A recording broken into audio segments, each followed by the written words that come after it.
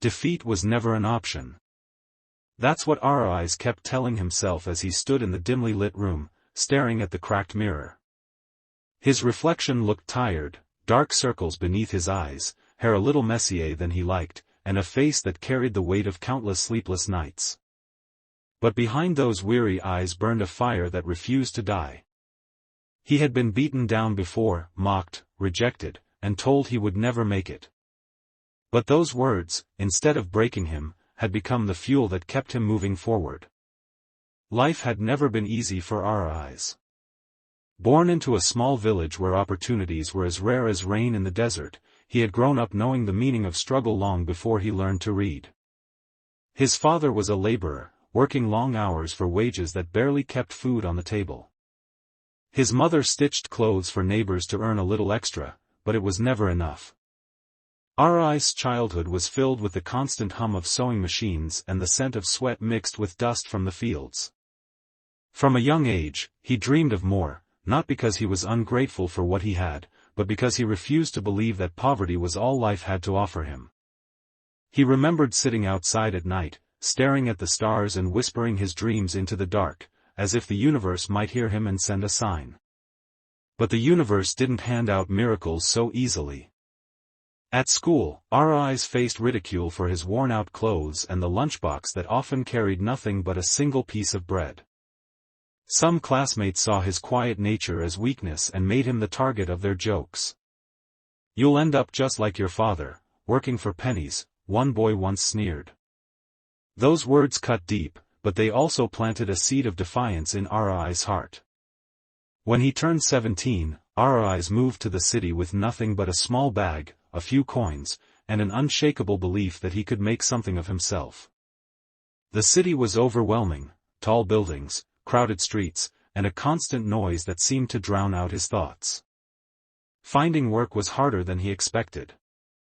Most employers wanted experience he didn't have or education he couldn't afford.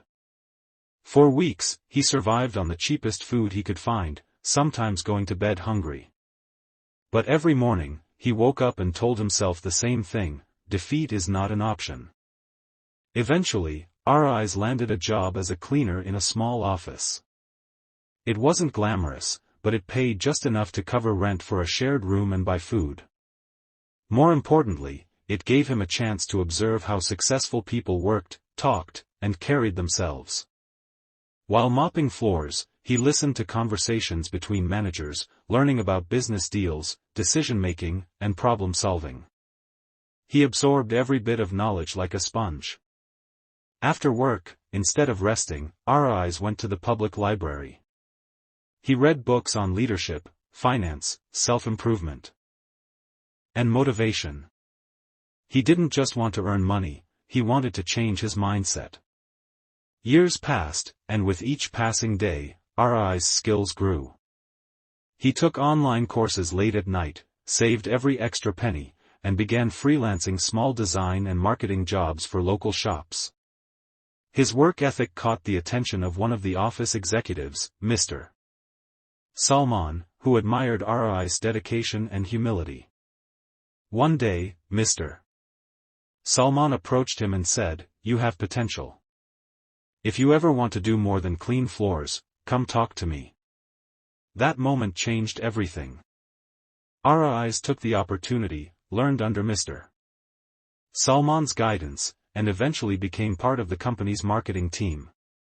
But success didn't come without setbacks. His first major project failed, costing the company money and earning him harsh criticism from some colleagues.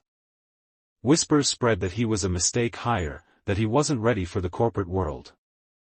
For a few nights, those doubts gnawed at him, and he considered quitting. But then he remembered the boy in the village who whispered dreams to the stars.